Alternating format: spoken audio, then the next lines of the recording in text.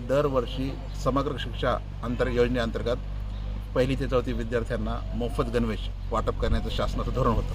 मात्र सन 2024-25मध्ये एक राज्य एक गणवेश या योजनेअंतर्गत शासनानं वरिष्ठ स्तरावरून बचत गटामार्फत गणवेश शिवून वाटप करण्याचं धोरण अवलंबलं.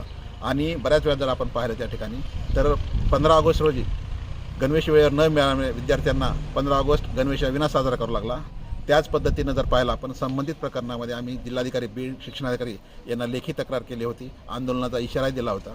त्यानंतर 26 जानेवारी तरी कमीत कमी गणवेशात साजरा करण्यात येईल का हा प्रश्न पडला होता. तत्पूर्वीच आज या ठिकाणी पाहिलं आपण तर शिक्षणाधिकारी भगवान फुलारी यांनी गट शिक्षणाधिकारी यांना 1.5 कोटी रुपयांचं COच्या मान्यतेनुसार निधीसाठी वाटप करण्यात येऊन आज लिंबागणेश प्राथमिक शाळेमध्ये गणवेशाचं वाटप करण्यात आलेलं आहे. दुसरी महत्त्वाची गोष्ट म्हणजे जी आम्ही शासनाला मागणी केली होती की वर्णस्तरावरनं गणवेशाचं शिलाई करण्यात आल्यामुळं एकाच वर्गातील विद्यार्थ्यांना एकाच मापाचे ड्रेस होते. त्यामुळे काहींना ढगळ काहींना अपुरे असे ड्रेस होते. त्यामुळे गणवेश मिळूनही विद्यार्थी ते गणवेश घालत नव्हते.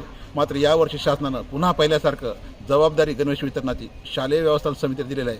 त्यामुळं यावर्षीपासून विद्यार्थ्यांना योग्य मापाचे आणि चांगले ड्रेस मिळतील. त्याचबरोबर स्थानिक जे आहेत ड्रेस विक्रेते असतील, टेलर असतील किंवा शिलाई काम करणारे असतील त्यांनाही रोजगार मिळणार आहे. याबद्दल आम्ही समाधान व्यक्त केलं आहे.